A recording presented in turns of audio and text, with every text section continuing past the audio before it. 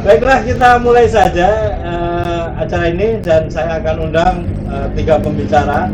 Yang pertama adalah Pak John Darmawan, kawan kita yang kita tugaskan di KPU. Silakan Pak Abdul. Yang kedua Bu Made Ras Amanda, akademisi dari UNUD. Ya, silakan. Yang ketiga adalah Bli Adi Sutrisna, panggilan kerennya Centong ya. Centong.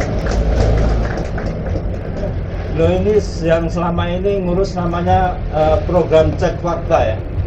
Program cek fakta itu satu program yang dikembangkan oleh beberapa asosiasi termasuk AMSI kerjasama dengan Google untuk mengecek sebuah informasi itu hoax atau bukan.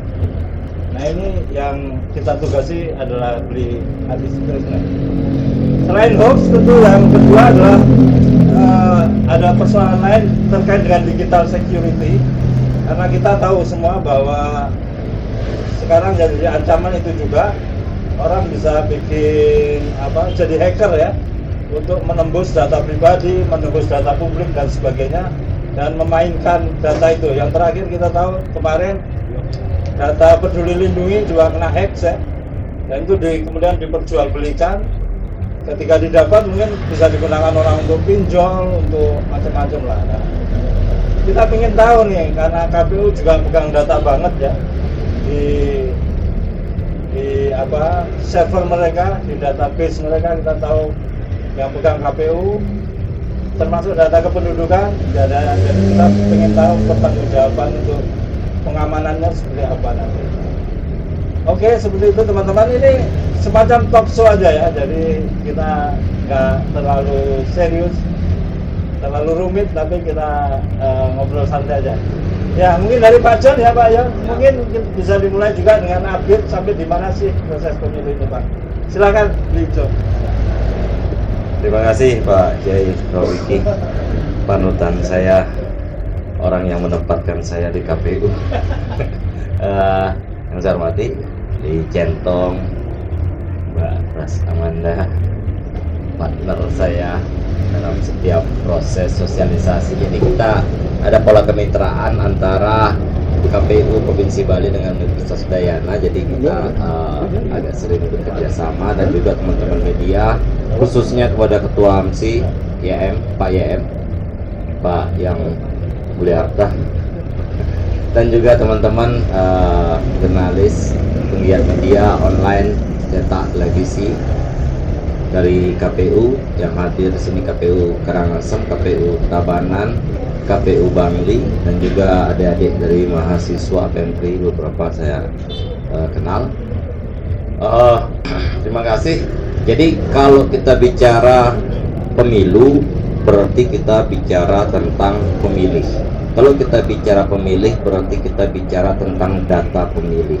Data pemilih inilah yang tadi disampaikan oleh Pak Kiai, bahwa KPU itu adalah salah satu dari sedikit lembaga yang diberikan kewenangan oleh undang-undang untuk menguasai data pribadi. Jadi selain Kemendagri dalam hal ini adalah Adminduk, administrasi kependudukannya, ada juga lembaga-lembaga negara eksternal yang memiliki kewenangan untuk memegang, dan yang paling rentan saat ini dalam proses memegang data pribadi seseorang itu adalah KPU. Jadi KPU itu sekarang sudah, kalau dalam proses pemilu di era digital ini, semuanya sudah menggunakan dengan sistem aplikasi. Kalau kita bicara tentang pemutahiran data pemilih, ada aplikasi yang namanya Sidalih. Sidalih itu memiliki data kurang lebih hampir 200 juta data pemilih se-Indonesia. Lengkap. Nama, nik, tanggal lahir, alamat, semua kita miliki. Dan itu kita memiliki database-nya sejak kepemiluan, diserahkan berdasarkan amanat Undang-Undang Dasar kepada KPU. Proses updatingnya. Terus ada lagi yang namanya data penduduk, yang tidak semuanya sebagai pemilih. Dalam hal ini yang aplikasi untuk proses sipol pendaftaran partai politik. Jadi partai politik itu kan syaratnya adalah menyerahkan 1.000 atau 1/1000 anggota kepada KPU untuk pendaftaran syarat mendaftar sebagai partai politik. Data di sipol itu juga sama, nama, nik, alamat lengkap, usia, jenis kelamin. 10 indikator kelengkapan data itu ada semua di KPU. Itu data-data publik yang bersifat privat yang dipegang oleh KPU. Kalau kita bicara tadi seperti yang disampaikan oleh Mas Rofiki bahwa tingkat kerentanan serangan hacker kepada KPU itu sangat-sangat tinggi.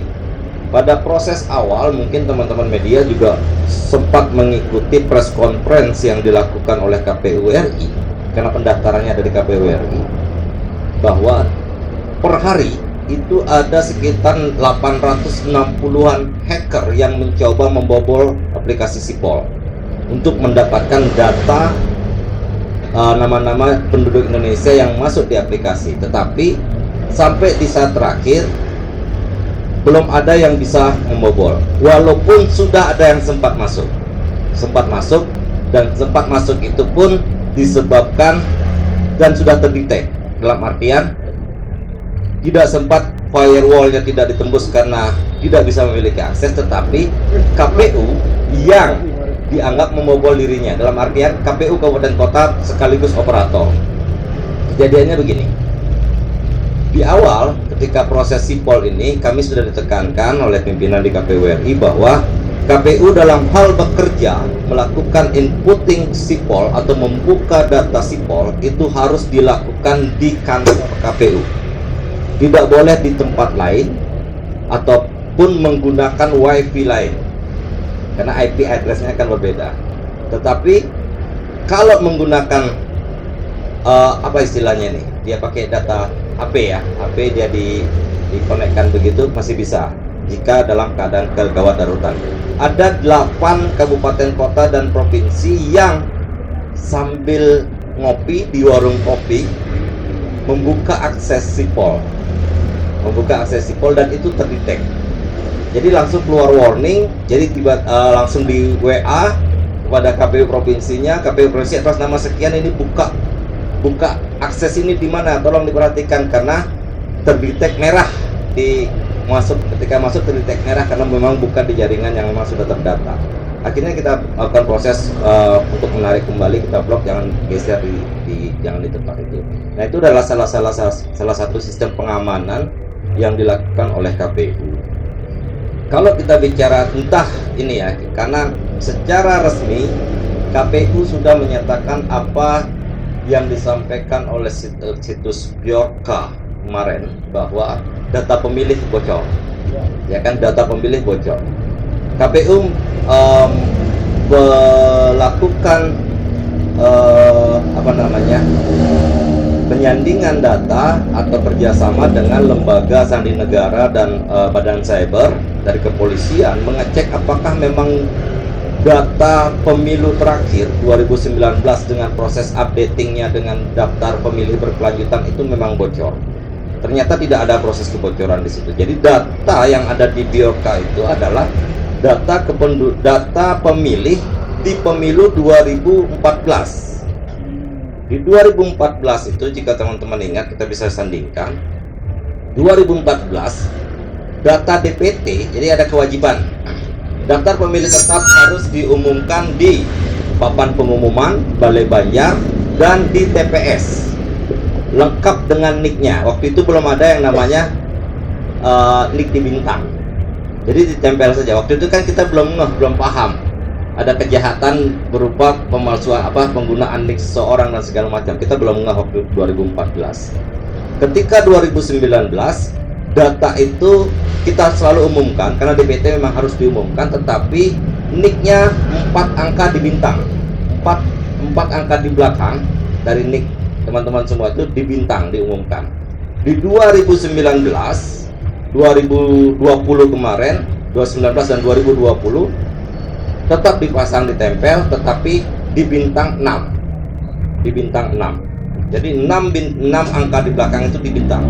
Karena sangat-sangat mudah bagi seseorang dengan 4 bintang itu masih bisa dia mengakses. Kenapa? Kalau yang di belakang itu kan kodenya nggak terlalu banyak. 0001, 002, 003, 004 sampai 0032 kalau nggak salah saya. Proses pengkodaannya berdasarkan kakak kalau nggak salah saya. Apakah dia kepala keluarga, apakah dia anak, dan segala macam. Jadi kalau di depan itu kan sudah jelas 5171 sekian sekian sekian, angka lahir, tanggal lahir, lokasi kecamatan, tanggal lahir, bulan lahir, tahun lahir, belakang status di kakak. Sebenarnya gampang, sangat gampang menerpa. Makanya dipotonglah proses itu menjadi 6 angka di belakang itu di bintang. Nah, siapa dalam proses ini yang selalu menjadi pertentangan? Mungkin teman-teman media juga paham dan maklum sebenarnya bahwa sesama penyelenggara pemilu pun itu yang berhak memiliki data itu hanya KPU saja. Bawaslu beberapa kali meminta data, meminta akses NIK lengkap tanpa bintang kepada KPU. Sesuai dengan aturan perundang-undangan bahwa akses data itu hanya diberikan oleh yang berhak kepada yang ditunjuk. Jadi dia dalam hal ini Arpindo hanya memberikan akses itu kepada KPU lengkap. KPU tidak boleh memberikan kepada yang lain demi kepentingan apapun, dan itu sudah dilakukan oleh KPU dalam hal untuk mencegah kebocoran data atau tersebar luasnya data pribadi dari pemilih-pemilih yang ada di Indonesia. Nah, dari proses-proses itu semua, bahwa sistem security-nya KPU dengan server dan base data, bank data KPU itu juga dipecah. Jadi tidak terkumpul menjadi satu. Ketika dia dibobol satu sistemnya, dia otomatis akan melock semuanya. Dia akan otomatis melock semuanya jika ada proses kebocoran, dan server ini juga dirahasiakan keberadaannya. Bahkan kami yang di KPU Provinsi Bali ini nggak tahu. Ada satu server yang diletakkan di Bali, tapi kami tidak tahu lokasinya di mana. Karena kemarin Kapus Datin KPU RI sempat datang dengan tujuan mengecek server, tetapi prosesnya tertutup. Kami di KPU Provinsi sama sekali tidak diajak. Jadi hanya beliau dan sopir yang disewa. Yang sopir disewa pun tidak tahu tujuannya apa. Nah, begitu proses pengamanan server KPU terhadap proses data.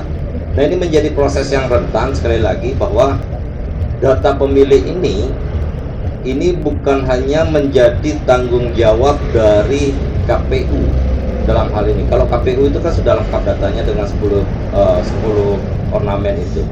Yang menjadi permasalahan kadang-kadang dalam proses kejadian yang kemarin ya, ketika proses pendaftaran partai politik ini kan kami menerima hampir ratusan orang melapor, melakukan disclaimer kepada KPU karena namanya dicatut, ya kan, namanya istilahnya namanya dicatut gitu kan.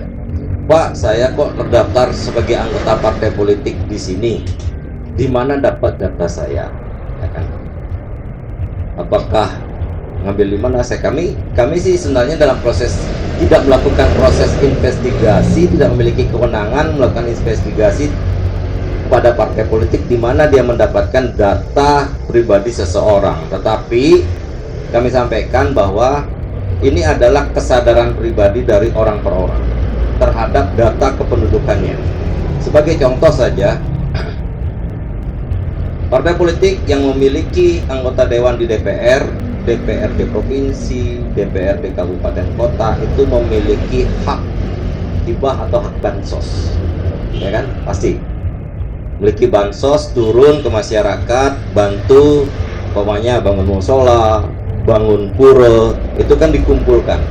Sebagai sarana pertanggungjawaban dari anggota dewan itu, dimintalah fotokopi KTP-nya, ya kan? Dimintalah fotokopi KTP-nya, dikumpulkan kan banyak ini. Salah satu persyaratan mendaftar sebagai anggota partai politik peserta pemilu adalah 1000 atau 1/1000 data penduduk yang menyatakan dia sebagai anggota partai politik. Cara yang paling mudah apa? Yaitu saja dibongkar, ditaruh lagi, disalin. Cara paling mudah itu. Mohon maaf ini teman-teman yang ada di partai politik ya, tapi ini kita sama-sama tahu lah prosesnya seperti itu. Ya. Nah, itulah salah satu penyebab indikasi kebocoran. Selain kita menyerahkan koperasi, kita menyalahkan finance, ya kan? Kadang-kadang tukang fotokopi, ya kan? Ada satu sisi yang kadang-kadang penduduk sendiri, masyarakat sendiri yang sebenarnya harus lebih waspada dalam hal menunjukkan. Kalau saya terus terang saja dapat bantuan apapun saya tolak, apalagi kalau harus menyerahkan KTP, fotokopi KTP, ngeri Pak. Nanti Gajinya sudah tinggi Pak. bukan, bukan begitu, menyangkut anak istri, ya kan? Nanti saya selain ini mau daftar ke KPU lagi nggak bisa Pak. Bapak terdaftar sebagai anggota partai politik ini ya bahaya kan yang gitu. Ya jadi kita tekankan bahwa prosesnya bahwa memang hati-hati sekali untuk memberi data pribadi Bapak Ibu semuanya kepada orang lain. Kalau dulu kan kita di media sosial kan seenaknya saja, pegang tiket pesawat, pegang ini, kartu, dapat kartu BPJS, wah senang foto, ya kan? Itu gampang sekali untuk ngecek ranking dan segala macam, akhirnya disalahgunakan. Cara yang paling gampang adalah seperti itu. Terus kaitannya dengan bagaimana sih metodenya KPU untuk mereduksi berita-berita hoax yang terjadi. Kita belajar dari proses pemilu 2019 dan 2017. 2017 hoax kita yang benar-benar rame baru mulai itu kan 2017 ketika Pilgub DKI, ya kan, Pilgub DKI, terus masuk ke proses 2019 untuk proses pencapresan.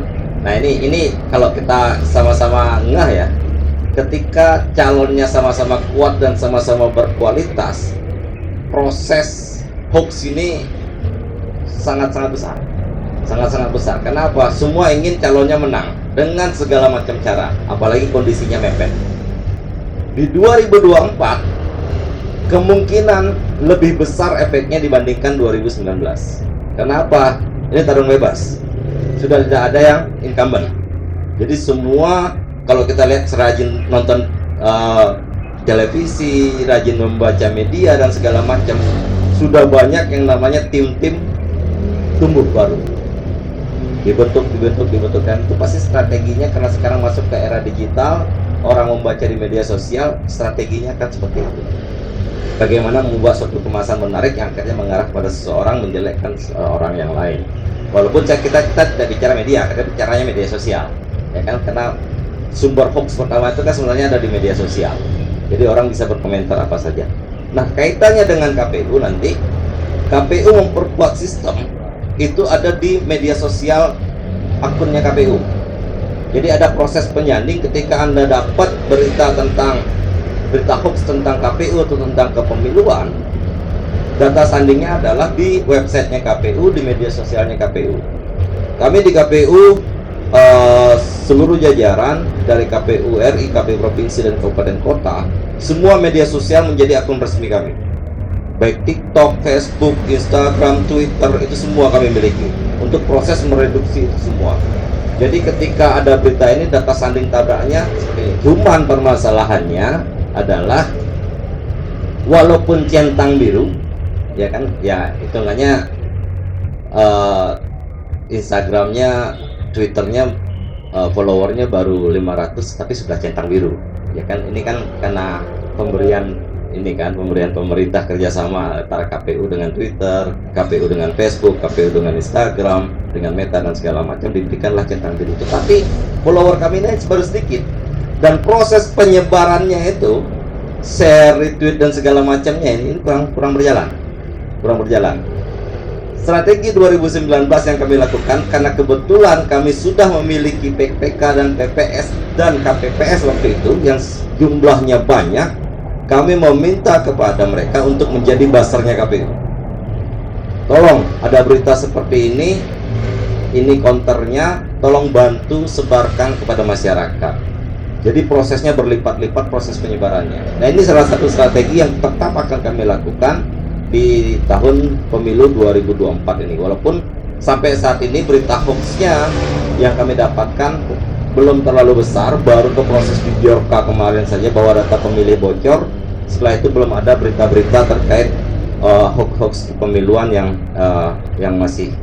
saat ini dimunculkan kembali. Dan mudah-mudahan nggak ada, dan tentu saja proses pelibatan masyarakat, proses pelibatan LSM, organisasi-organisasi, akademisi, dan rekan-rekan media dalam hal ini sangat-sangat penting bagi kami, karena kepentingan kami juga ada di situ untuk menyebarkan informasi yang luas, yang akurat dan yang benar kepada masyarakat. Tentu saja ini mengharapkan secara kelembagaan rekan-rekan semua bisa membantu kepada kami, dan terima kasih kepada AMSI juga sudah mengangkat topik ini, tema ini, sehingga dalam proses ini setelah ini ada komparasi data kepada KPU. Jadi jangan sungkan-sungkan menanyakan kepada KPU, Pak ada berita seperti ini, bagaimana counternya KPU, bagaimana versinya KPU. Kami akan sampaikan by data juga. Kami sudah dilatih untuk bisa memberikan data. Kami sudah memiliki source data yang cukup banyak terkait semua tahapan yang ada, sehingga nanti kami akan memberikan proses counteringnya dengan data juga.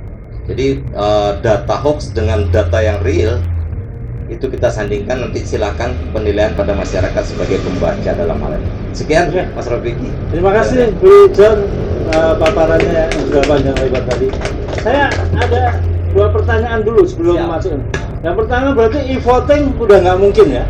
E-voting hampir dipastikan tidak mungkin. Tidak mungkin. Ya, ya. Untuk ya. di pemilu 2024 ya, Mungkin. tidak masuk dalam program pemerintah, dalam hal ini undang-undang juga tidak ada perubahan. Yang jelas akan ada perpu terhadap undang-undang 7 2017 terkait pemilu. Nah, ini perpunya kemungkinan di pertengahan November ini terkait DOB di Papua.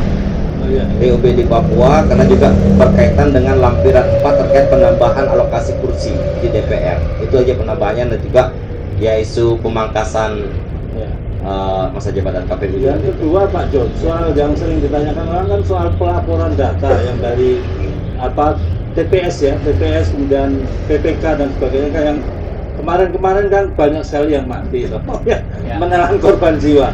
Apa itu belum ada digitalisasinya, tinggal orang lebih mudah, karena pemilu 2024 kan bakalan banyak sekali pemilu dan kita khawatir banyak korban lagi gitu. Ya, pada pemilu uji coba Pilkada 2020 kita sudah melakukan proses uji coba yang namanya aplikasi Sirekap. Jadi memudahkan KPPS dalam proses. Sebenarnya yang lama itu bukan pada proses pemungutan suaranya. Pemungutan suara itu kan dari pukul 7 sampai 13. Proses penghitungannya, kalau dengan 5 surat suara, hitung satu surat suara itu sekitar 1 sampai setengah jam dikalikan 5. Itu bisa selesai kira-kira, yang teman-teman yang berpengalaman sebagai pernah menjadi KPPS, proses rekapitulasi dimulai jam setengah 2 sampai sekitar pukul 7 malam sebenarnya, atau sampai pukul 8 kalau lancar. Yang lama itu adalah proses menyalinnya itu, karena memang dia harus otentik, tulis tangan dan segala macam. Ketika proses 2020, dia menggunakan aplikasi yang namanya Sirekap dengan menggunakan foto HP saja. Gitu ya. Ya, harusnya seperti itu. Nah, nanti di proses 2024 sebenarnya rancangan itu sudah disiapkan, tetapi sekali lagi bahwa proses kepemiluan di Indonesia itu bukan hanya milik KPU, tetapi berdasarkan kesepakatan antara KPU, pemerintah, dan DPR. Di prosesnya, ketika KPU akan membuat suatu aplikasi, suatu rancangan, harus mendapatkan persetujuan dari pemerintah dan DPR. Tapi KPU sudah menyiapkan proses Sirekap itu, apakah nanti akan digunakan kembali di tahun 2024? Mudah-mudahan terjadi ya, karena kalau enggak berat lagi Mas. Berat lagi. Seperti itu. Oke, terima kasih Pak John untuk penjelasannya. Jadi sudah jelas sekali, KPU cukup antisipasi untuk digital security. Jangan terlalu percaya hoax ya. Tadi sudah ada satu dari Biorka, datanya ini yang mesti dikonfirmasi. Ternyata juga sudah mengantisipasi hoax dengan manfaatkan media sosial, tapi belum pakai ads ya untuk media sosial, belum pakai push dengan berbayar itu. Fanpage Di tahun 2023 ada anggarannya. Sebaiknya jangan Pak, gunakan aja media ini, karena itu bayar ke Google nanti. Di 2023 ada anggaran, tetapi nanti untuk media online ya, media online itu sempat ada di aturannya bisa menggunakan media online. Terus berubah lagi, tapi di tahun ini di pemilu 2024 diperkenankan menggunakan media online. 2019 tidak boleh, 2020 boleh, 2024 boleh. Ya, moga-moga boleh ya. Tadi yang media sosial itu kan bisa pakai Facebook Ads ya, pakai Twitter Ads, semua juga bisa berbayar sebetulnya untuk lebih pushnya lebih besar. Tapi juga lebih bermanfaat kalau dengan media online ya, yang membantu untuk mempush. Oke. Wah, ini sekarang ngomong bisnis dong. Karena kamu sih ya.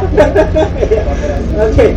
Saya persilakan ke Bu Amanda, mungkin dari perspektif akademisi ada hal yang berbeda ya dengan apa yang disampaikan Pak John tadi. Apa menurut akademisi udah siap itu menangkal hoax dan digital security? Silakan, Amanda. Nggak berani saya bilang kalau berbeda dan belum siap. Terlalu dekat. Oke, baik. Kalau kita bicara hoax ya, kita nggak bicarain KPU dulu nih. Nanti baru saya kasih PR buat KPU, Pak, titipan seperti itu. Kalau kita bicara hoax, saya nggak mau teori yang bicara ada disinformasi, misinformasi, malinformasi. Sebenarnya konsep hoax sendiri itu terkenalnya hanya di Indonesia. Jadi kalau di tempat lain itu terkenalnya hanya misinformasi, disinformasi, karena dia ada dua yang berbeda. Karena kita harus sadar juga kadang kalau misinformasinya, hoax yang disebarin teman-teman itu atau orang-orang itu terkadang dia tidak bermaksud untuk menyebarkan kebohongan. Jadi dia ini risetnya anak-anak Unisba Bandung, ibu-ibu yang suka nyebarin di WA group dan yang lainnya itu sebenarnya mereka hanya punya niatan baik. Siapa tahu ini adalah jawaban dari semua pertanyaan-pertanyaan atau jawaban yang cepat untuk permasalahan-permasalahan baik kesehatan, masalah cucian dan yang masak-masakan seperti itu. Jadi mereka tidak punya niat. Tapi kalau kita bicara tentang pemilu, kita bicara tentang politik, kita nggak bisa melihat itu hanya sebagai misinformasi kalau sekarang ini. Jadi kita bisa melihat bahwa itu jangan-jangan memang sengaja disebar dengan niat buruk. Nah, kalau kita bicara tentang niat buruk dan kita bicara tentang disinformasi ini, bagaimanapun juga kalau di Indonesia 3 isu yang selalu menjadi top 3 ya dalam hoax ini itu hanya 3, politik, agama, dan kesehatan. Pada saat pandemi dibalik nih dikit, kesehatan, politik, agama. Dan mulai sekarang nih, sejak ada pendeklarasian seseorang, saya nggak boleh nyebut nama kan ya? Boleh nggak? Boleh. Oke. Sejak pendeklarasian Mas Rofiki jadi gubernur nggak ya?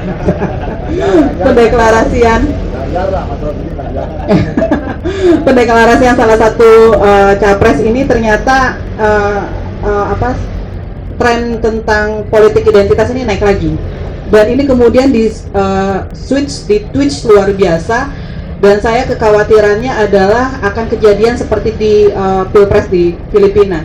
Kita semua tahu di Filipina yang menang itu adalah hoax. Yang menang adalah misinformasi yang bicara tentang yang presiden sebelumnya. Itu luar biasa. Padahal pasti ini temannya Mas Gentong, di Gentong. Bagaimana teman-teman media di sana yang memang sudah sangat kuat dan terkenal itu mencoba untuk melawan bahwa apa yang dikampanyekan oleh presiden yang sekarang terpilih itu adalah hoax, adalah misinformasi, bahwa tidak benar, bahwa bla bla bla bla bla. Tetapi ternyata tidak berhasil. Dan dalam acara Media Summit kemarin yang ada di Sanur dinyatakan bahwa kami sudah mulai sejak setahun yang lalu, tapi ternyata kami terlambat. Itu yang saya khawatirkan terjadi di Indonesia. Bagaimana isu-isu misinformasi tentang politik identitas atau apapun itu akan lebih banyak berpengaruh terhadap pilihan-pilihan nanti para pemilih. Jadi kita bisa lihat di sana itu juga ternyata walaupun di Filipina sendiri sudah menyatakan bahwa mereka tidak hanya kayak beli centong aja yang melakukan verifikasi fakta, tetapi mereka punya layer-layer berikutnya. Jadi mereka mencari selebgram, influencer yang tidak berkecimpung di politik, tetapi membiasakan para masyarakat, para netizen itu untuk misalnya kecantikan nih. Jadi ada selebgram kecantikan yang bilang hati-hati loh kalau misalnya pakai skincare ini seperti itu. Nah itu diajak untuk juga mengajak orang lain melakukan verifikasi fakta dan data yang tersebar pada saat menjelang pemilu. Itu dilakukan layer pertama, layer kedua, dia ada 5 layer, tapi ternyata jebol juga. Kemudian dia juga bilang bahwa ternyata kami ini terlambat, setahun itu terlambat, dan Indonesia ini kan hampir setahun ya. Kalau kita mau Februari tanggal 14 ya, hari cinta kasih kita memilih, ini udah hanya beda 14 bulan. Tetapi saya lihat bahwa baik dari gerakan-gerakan sipil ataupun yang lainnya belum cukup kuat untuk kemudian memberikan masukan, memberikan ketangguhan kepada masyarakat tentang ancaman ini. Kita nggak mau kembali terjadi tentang pemilu 2017 2000 berapa 2007 19 yang di pilkada gubernur Jakarta itu merupakan mimpi buruk sih kalau menurut saya. Jadi saya tidak berharap bahwa kejadian kecil di Jakarta tidak kemudian menjadi cerminan apa yang akan terjadi di Indonesia 2024 itu. Nah, kalau kemudian tadi saya bicara tentang layers, ternyata pasukan anti hoax ini tidak bisa sendiri. Jadi Beli Centong tuh nggak bisa sendiri. Kalau misalnya, oleh karena itu saya senang banget di sini ada teman yang undang, ada teman-teman media, karena di sini media juga sangat berperan. Jadi kalau bahasanya bagaimana melawan hoax ini, melawan misinformasi ini, kalau ada teori yang mengatakan pakai truth sandwich, jadi kayak roti lapis. Jadi memang diberitahukan dulu kebenarannya, kemudian apa itu yang disalahkan, kemudian dibenarkan lagi. Tetapi sayangnya kalau selama ini, kalau misalnya dari pasukan anti hoax dan yang lainnya, biasanya ini sangat panjang. Kita anak muda, enggak, saya nggak anak muda ya. Anak-anak muda, para pembaca itu udah nggak pengen baca. Udah gitu tulisannya, kalau misalnya kita masuk Kominfo di anti hoax itu hanya dicap hoax gitu doang, tapi tidak ada penjelasannya kenapa dan bagaimana. Itu yang kita juga tidak bisa itu yang tidak membuat menarik buat anak muda. Jadi kalau truth sandwich ini dia sebenarnya tidak bilang bahwa harus panjang, cukup dengan satu alinea. Misalnya kalau saya kasih contoh yang ada contohnya itu adalah minum pemutih bisa menyembuhkan COVID gitu kan. Jadi kalau misalnya pakai truth sandwich ini diawali dengan mengatakan itu bohong. Jadi langsung bilang jangan pernah minum pemutih. Mungkin Anda pernah dengar bahwa minum pemutih bisa menyembuhkan COVID, tapi itu hanya di permukaan. Tapi pemutih itu tidak membadan Anda, jadi itu salah dan jangan minum pemutih. Seperti itu cukup sederhana dan alasannya ada. Dan anak muda pasti akan lebih mudah memahami dan mengerti kalau kita melawan hoax dengan cara-cara yang sederhana tetapi langsung to the point. Nah ini minta tolong kepada KPU juga bahwa ternyata nanti tanggal 24 ya, siapa tahu teman-teman media datang ya, tapi saya kasih bocoran dikit, kami berdua, maksudnya KPU sama UNUT, itu memiliki riset tentang membaca bagaimana anak-anak muda, pemilih pemula ini, perilakunya mereka terhadap hoax, terhadap media dan yang lainnya. Salah satunya mereka ternyata, mereka itu tidak tahu kemana mereka harus kalau misalnya ada informasi yang salah.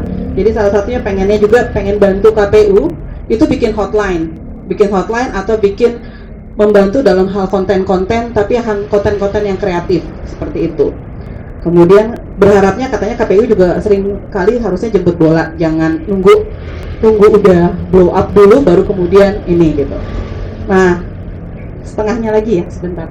Mana yang isu keduanya itu digital safety. Nah, kalau digital safety sendiri kalau di Indonesia itu permasalahannya masih di awareness. Coba orang-orang masih santai aja, datamu ada di Twitter tuh, oh ya udah, siapa tahu jadi ada yang ngirimin kado ulang tahun kalau saya ulang tahun, kan jawabannya seperti itu, santai, seperti itu. Jadi kesadaran bahwa digital security itu menjadi penting itu masih sangat lemah, seperti itu. Paling sedih kalau misalnya tiba-tiba di telepon ternyata nama Anda dikutip orang untuk jadi penjamin pinjol. Saya sering dibilang, ibu maaf nama Anda sebagai penjamin pinjol mahasiswanya gitu kan. Pengen saya cari mahasiswanya gitu. Nah, tapi itu sering saya dapat 5 kali telepon seperti itu. Nah, hal seperti itu kalau di Indonesia ternyata datanya menyatakan bahwa 88% perusahaan lembaga di Indonesia itu level security-nya, kemampuan untuk security-nya masih sangat lemah. Yang mahir itu hanya 1%. Luar biasa. Moga-moga 1%-nya termasuk KPU ya, Pak.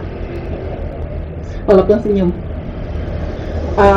Sebenarnya kalau awareness ini sendiri kita harus bicara tentang kalau dari kita ada 3 sebenarnya digital security ini. Pertama adalah mengamankan data kita dari luar. Kemudian mengamankan data diri kita sendiri. Jangan-jangan kita yang suka flexing, kita yang suka sharing-sharing yang nggak benar gitu kan. Nah itu kan kita sendiri yang nggak punya kesadaran. Yang kedua, kita sering lupa bahwa kita juga punya kewajiban menjaga keamanan data orang lain. Suka sering tiba-tiba di tag gitu kan. Saya nggak nyindir ibu-ibu ya. Misalnya gitu, tiba-tiba di tag gitu kan, kita loh kok di tag ya, padahal saya tidak ingin acara ini diketahui oleh siapapun, kan bisa jadi seperti itu. Nah kayak gitu tiba-tiba kita di tag di Facebook, di tag di Instagram, nah atau tiba-tiba kita lagi tidak ingin diketahui ada di mana, kemudian dipoto, nah itu juga bisa. Atau juga data orang lain juga banyak sebenarnya. Nah sebenarnya di Indonesia ini kalau dalam pandangan kami dari akademisi masih bermasalah di sana, masih bermasalah di kesadaran gitu. Kalau bicara tentang hate speech, ini riset 2021 maupun udah agak lama, tetapi masih cukup karena di sini siapa tahu ada teman-teman selebriti, politisi dan tokoh publik. Karena 3 orang ini di Indonesia terbukti sebagai orang yang paling banyak menyebarkan hate speech. Politisi, selebriti, dan tokoh publik. Yang paling dipercaya kayak saya. Akademisi katanya paling jarang menyebarkan hoax atau hate Ada speech. tuh dokter Tifa itu. Itu kan dokter, Bukan akademisi. bukan akademisi. Dia selebriti dan tokoh publik. Itu menjadi PR besar juga sih sebenarnya bagaimana ketiga orang ini, dan ternyata kita tanya kepada masyarakat, ini sebenarnya riset yang saya lakukan disponsori oleh RRI Pusat. Itu menyatakan bahwa orang-orang bisa ditanya kalau ada hate speech, orang ini harus diapain? Mereka bilang ya udah dimaafkan aja. Indonesia tuh pemaaf banget gitu kan? Iya, hanya cukup dimaafkan ya, sampai tidak ada kata maaf. Sebelum ada kata maaf semuanya diserang, termasuk yang kemarin orang Inggris. Ya, sekian dari saya, sebenarnya hanya pemicu saja, Ya. pematik diskusi lebih lanjut. Terima kasih Mas Rafiki. Pak Amanda, jadi sudah memberi gambaran ya. Kemungkinan yang terjadi nanti, saya kira kita semua udah bisa merasakan sekarang tensi hoax, dan ini meskipun hoax itu macam-macam ya. Ada hoax yang bagus yang memuja-muja orang, seperti hoax bahwa satu-satunya yang diundang di G20 ya, teman-teman mungkin nggak tahu, tapi nggak boleh sebut nama. Kemudian ada hoax yang mendelegitimasi orang ya. Bahkan Pak Jokowi kan sekarang kena serangan itu, delegitimasi ya, soal ijazahnya ditanyain. Padahal semua orang udah jawab, dari UGM, dari mana udah teman-temannya udah bikin reuni, tapi tetap aja itu diangkat. Ini sebenarnya upaya delegitimasi karena mungkin orang tahu bahwa Pak Jokowi itu punya pengaruh besar juga menentukan calon. Jadi sudah begitu. Cuma ya seperti itu, kenapa nggak bisa kita tangani, Amanda? Kita serahkan kepada perang sipil antar buzzer gitu. Ini tidak diproses itu gimana tuh? Emang nggak bisa ya? Bisa saja, tapi sepertinya kalau misalnya kayak seperti ini kan buah si malakama ya. Kalau misalnya mau diproses kemudian diserang kembali, seperti itu. Jadi kalau kami dari jejaring gerakan literasi digital berpikir bahwa karena kita fokusnya bukan kepada langkah hukum, tetapi ya sudah biarkanlah mereka berantem, tetapi kita mencoba membuat lebih pintar yang melihat. Jadi netizen ini yang kita coba untuk buat lebih pintar. Biarlah mereka berantem, bodoh-bodohan lah berdua mereka itu. Tapi kita bisa menentukan mana yang salah, ini hanya gimmick ya, gimmick bilang dan yang lainnya, atau ini memang mana yang kebenaran, seperti itu. Yang kita bisa lakukan dari kita gerakan-gerakan literasi itu lebih banyak pada penguatan kepada si netizen. Kalau di sini mau diambil langkah hukum, semuanya pasti bisa, namanya juga dunia maya, bisa di switch dan di twitch macam-macam lagi sih. Jadi Gitu. ini memang yang harus cerdas sebenarnya masyarakat Iya, ya, iya. untuk melihat. Kita sudah muak dengan mereka, ya udah kita buat pintar diri kita sendiri Ya, aja. soalnya memang agak susah nih dunia maya ini. Namanya juga Maya. Mana Maya? Oh, Maya sudah datang. Selamat datang Maya dari PSI. Terima kasih sudah hadir. Ada Mas Bambang juga dari PKB. Terima kasih Mas sudah hadir juga, bisa mengikuti diskusi ini. Semoga nanti bisa sumbang saran juga ya. Oke, terakhir kita pengen ke Bri Centong untuk menjelaskan apa sih yang dilakukan dengan namanya cek fakta ya. Dari AMSI ini, dari semua yang sudah diuraikan tadi menyangkut hoax dan digital security. Silakan Bri Centong. Ada disclaimer dari UGM ya? Halo, ada disclaimer dari UGM ya mengenai Mohon maaf. Terima kasih ya Mas Rafiki ya. Tetap semangat ya teman-teman semua yang ada di sini. Jadi yang pertama ini kan judulnya tantangan hoax dan digital security ya. Jadi ini saya coba bagi dua klaster. Yang mau saya bahas dulu adalah keamanan digital atau digital security.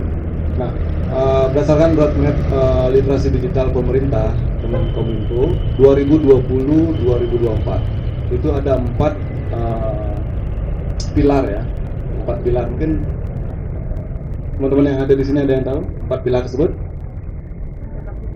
Ya, ada yang pertama adalah cakap digital, kemudian etika digital, ketiga itu budaya digital. Nah, yang keempat ini adalah keamanan digital. Nah, kalau pandangan saya dari sisi praktisi, poin yang pertama cakap digital itu adalah masyarakat saat ini sudah memahami piranti lunak, program. Saya yakin sekali teman-teman yang hadir di sini pasti memiliki lebih dari satu media sosial ya, saya yakin sekali. Nah itu bagi kita sudah masuk di cakap digital ya. Kemudian yang kedua adalah etika. Jadi bagaimana kita bermedia sosial itu sudah sudah baik lah ya, artinya secara pemahamannya. Terus yang ketiga adalah soal budaya. Jadi budaya ini bagaimana budaya kebangsaan, budaya kebinekaan, gotong royong itu sudah fasih lah ya yang dilakukan oleh netizen ya. Nah yang keempat ini yaitu adalah keamanan digital. Mungkin teman-teman yang hadir di sini ada nggak yang selama ini menggunakan berselancar internet, itu menggunakan browser, menggunakan Chrome, Mozilla, Firefox, Safari dan lain sebagainya, itu pernah nggak melakukan simpan username dan password di browser? Ini pertanyaan mendasar ya. Pernah nggak? Pernah nggak? Browser ya Chrome, Mozilla seperti itu. Ketika kita masukkan email misalkan user dan password itu kita simpan. Jadi tujuan kita kan untuk memudahkan ya, nanti ke depan bisa login lagi. Nah padahal di situ sudah menjadi celah awal. Karena nantinya akan berkaitan sama hoax ini ya. Karena itu di situ menjadi celah awal. Bagaimana karena itu kan kita login menggunakan akun email. Nah, ketika kita menyimpan, itu sudah tersimpan pada akun email tersebut. Nah, permasalahannya adalah sekarang ya secara teknikal itu si hacker seperti itu melakukan menghack lah ya, artinya seperti akun email itu ketika sudah didapatkan akun email tersebut, serta merta semua data yang pada email itu akan didapatkan, user, password, dan lain sebagainya. Nah itu nah saran dari saya ya mulai sekarang ya dihentikan untuk menyimpan user dan password pada browser. Jadi itu celah awal ketika data kita diambil. Nah kemudian menurut data Internet World Stat itu untuk di Indonesia sekarang itu jumlah penduduk per tanggal 31 Juli 2022 itu 270 juta. Mungkin nanti bisa di compare sama, dan pengguna internet itu udah 210 juta per 31 Juli 2022. Artinya ada 76%. Nah, sebelum tahun 2019 itu datanya menurut APJI, Asosiasi Penyelenggara Jasa Internet itu 175. Artinya ada peningkatan yang cukup tajam terkait pengguna internet di Indonesia.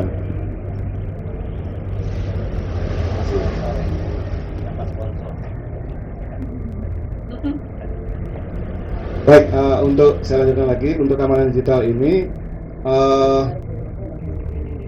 apa yang sudah kita lakukan di internet itu, apapun itu, jadi data yang kita yang tersimpan tadi, yang berhasil dihack tadi, jadi itu yang akan digunakan seperti tadi pinjol seperti itu, digunakan untuk hal-hal yang tidak baik lah ya. Artinya kalau bicara soal mengenai pengguna yang baik seperti itu, nah itu ada juga istilahnya kalau di dunia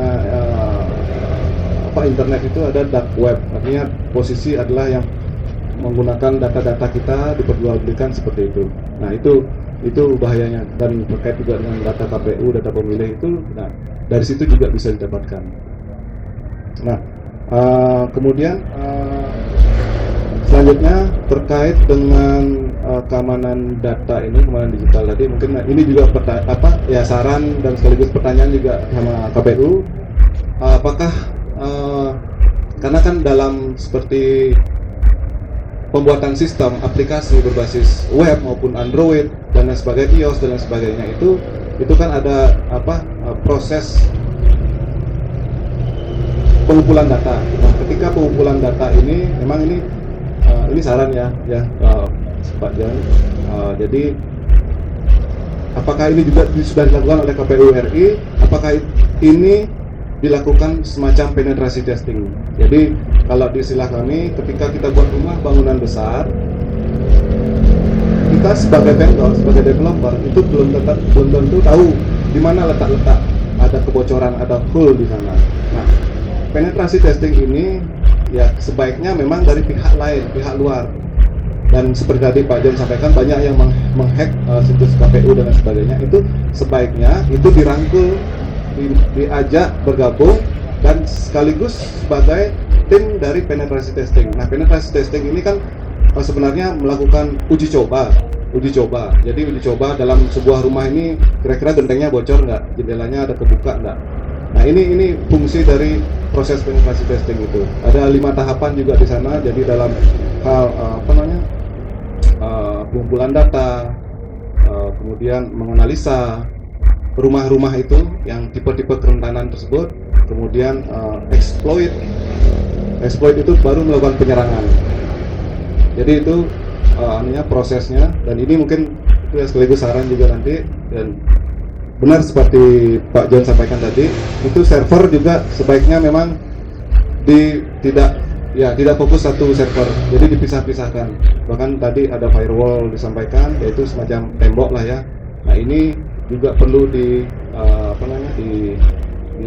diperketat seperti itu. Nah, ini seperti tadi server untuk bank data pemilih, untuk data sipol itu sebaiknya memang dipisahkan, dan itu tepat sekali seperti itu. Cuman sekali lagi perlu dari pihak internal KPU itu melakukan terus secara menerus untuk melakukan penetrasi testing agar kita memang benar-benar tahu letak celah keamanan kita. Jadi seperti itu Mas Riki. Dan kemudian saya lanjut untuk kemudian hoax ya. Karena hoax ini kan sebenarnya menurut UNESCO tahun 2018 ini sebelumnya kita familiar mendengar kata fake news ya. Nah, seperti tadi Mbak Bu Amanda sampaikan, juga ada 3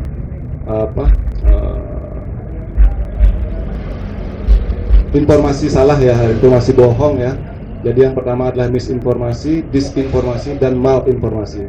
Secara ilustrasi, ya misinformasi tadi sudah dijelaskan. Kembali lagi ke kita ya, ke masyarakat sendiri ya. Misinformasi adalah kita udah tahu salah itu, tapi kita nggak paham, kita sebarkan dengan tujuan baik. Kemudian disinformasi, kita tahu salah, ya kita sebarkan lagi, sengaja menyebarkan lagi. Nah, salah satu contoh aja, misalkan ada ibu-ibu nih bawa motor, rating ke kanan, tapi dia belok ke kiri. Nah, bapak-bapak juga. Kebetulan saya ngalamin tadi. Sebelum kesini saya ngalamin, dan saya artinya balik lagi ke kita ya, artinya yang tahu itu salah, kita sampaikan, Bu. Nah, kita kasih kode seperti itu. Nah, itu misinformasi ya, artinya tapi kita kalau disinformasi, kita tahu ibu-ibu tersebut belok kiri tapi rating kanan, kita ngasih tahu, nah itu disinformasi ya itu. Jadi yang ketiga itu malinformasi. Jadi yang datanya itu sudah benar, faktanya sudah benar, nah itu dimanipulasi lah seperti itu untuk kepentingan pribadi atau kelompok. Nah, dalam tahapan cek fakta, ada selama ini kita selalu melihat ya, ada istilah cek fakta itu kan ketika informasi itu beredar, hoax itu beredar, baru kita lakukan istilahnya pemadam kebakaran. Jadi kita siram, kita lihat faktanya seperti apa, kita telusuri faktanya seperti apa. Nah itu yang selama ini beredar ya.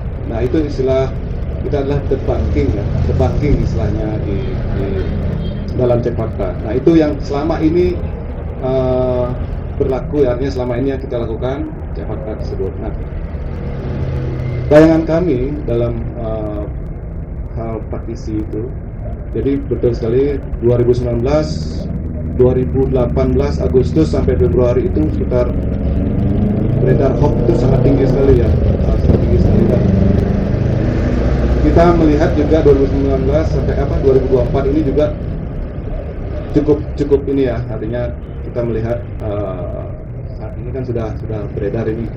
Nah itu sebenarnya yang perlu adalah salah satunya adalah pre-banking ya. Pre-banking ini adalah melakukan antisipasi, pencegahan awal. Nah, bagaimana proses pre-banking ini adalah bagaimana kita melihat, menganalisa proses-proses misalkan di pemilu dari tahun ke tahun, kita lihat permasalahannya seperti Bu Amanda tadi ada 3 Bu ya, 3 indikator, politik, isu yang beredar, yang kedua agama, ketiga kesehatan ya. Jadi, nah itu yang kita analisa, kita lihat dari tahun-tahun sebelumnya sebagai data, sebagai bahan bagaimana kita melihat 2024 ke depan. Nah dari data-data tersebut, jadi kita bisa melakukan pencegahan, antisipasi, atau seperti tadi disebutkan istilahnya pre-banking tadi. Jadi kita melihat data-data yang beredar itu semacam, kalau misalkan dia defisit data itu ketika data informasi yang beredar itu geser, nah itu ternyata dari sisi kita masyarakat atau tim cek fakta ini melihat itu defisit, nah itu yang kita tambahkan lagi informasi tersebut agar betul-betul menjadi fakta, menjadi informasi yang valid atau berita. Nah itu strateginya ya. Jadi proses pencegahan dulu, jadi istilahnya mencegah sebelum terjadi lah. Nah itu kalau yang tadi yang debunking itu adalah proses sudah terjadinya hoax beredar. Jadi kalau pre-banking ini adalah kita bagaimana mencegah tersebut. Nah kembali lagi saya setuju Bu Amanda dari UNUR juga, nanti kedepannya harapan kami adalah memperbanyak memang literasi ini. Jadi pemahaman tentang ya seperti tadi kan 4 pilar tersebut. Jadi yang paling mendesak itu adalah soal keamanan tadi. Jadi selama ini terus terang saya juga mengalami mendapat masukan juga dari teman-teman itu ketika itu dah akunnya tiba-tiba dipakai untuk pinjol. Nah ini hal-hal seperti ini yang perlu disampaikan ya. Jelas kita semua bersinergi ya, berkolaborasi untuk bagaimana melakukan pencegahan tersebut. Jadi seperti tadi juga yang sampaikan, kadang-kadang di WA atau apapun ya, sosial chat itu, di Facebook dan lain sebagainya, di media sosial dan sebagainya itu, kadang-kadang ketika kita mengklik ada yang mengirim link, nah ini juga kita harus perlu pahami juga, ada teknik phishing istilahnya atau memancing. Jadi dari link itu makanya kadang-kadang WA-nya Pak Rofiki misalkan tiba-tiba say hello ke saya pribadi, padahal sebelumnya saya sudah simpan nomor yang lain itu. Nah ini jelas sudah ya lah banyak yang mengadu seperti itu. Kemudian akun Facebook, akun media sosial lain juga dihack. Nah ini yang karena sekali lagi secara teknikal phishing ini yang paling mendasar sekali, paling paling gampang lah ya, memancing. Ketika kena dimakan umpannya itu kita dapatkan semua datanya. Karena sekali lagi si pembuat ini memang sudah menyiapkan grand design-nya, bagaimana user dan password dan data semua itu yang ketika diklik itu grab semua. Data itu kita dapatkan semua. Jadi hati-hati dan sekaligus itu literasi itu, pemahaman itu yang perlu kita sampaikan ke masyarakat. Bagaimana ketika mengklik link kita konfirmasi dulu sebaiknya. Kan kadang-kadang ada dapat hadiah BRI uang ratusan juta gitu misalkan. Jadi nah itu kita kan tertarik untuk mengklik itu. Padahal itu ya itu pancingan gitu. Oke, terima kasih Mas Budi. Terima kasih Beli Adistisna, kita berikan applause untuk penjara ketiga. Jadi intinya kita harus hati-hati di era digital ini karena kadang-kadang kita menyerahkan identitas kita terlalu mudah ya. Dan juga dalam penggunaan aplikasi harus selalu diperhatikan prosedur keamanannya. Karena sebetulnya dalam setiap aplikasi itu selalu ada settingan untuk bagaimana mengamankan diri kita sendiri. Ini yang kadang-kadang kita males ya. Orang Indonesia ini pokoknya make aja. Make aja dan lain-lain, ketika sudah ada masalah baru kita ribut. Yang kedua soal tadi ada dijelaskan tentang pre-banking, jadi bagaimana mengantisipasi hoax. Ini sedang dikembangkan programnya oleh AMSI ya, dengan mensosialisasikan beberapa perangkat pemeriksa sebetulnya. Karena untuk hoax itu sebenarnya misalnya penggunaan foto yang diedit, foto yang dijadikan misinformasi dan sebagainya itu bisa dilacak sebetulnya dengan menggunakan beberapa aplikasi. Nah ini nanti akan kita kembangkan juga dengan beberapa pelatihan untuk teman-teman mahasiswa atau kelompok-kelompok yang lain. Seperti itu teman-teman, saya kira diskusi tadi sudah cukup lengkap, mulai dari hulunya Pak John soal kepemiluan, kemudian Bu Amanda dan Beli Centong ya.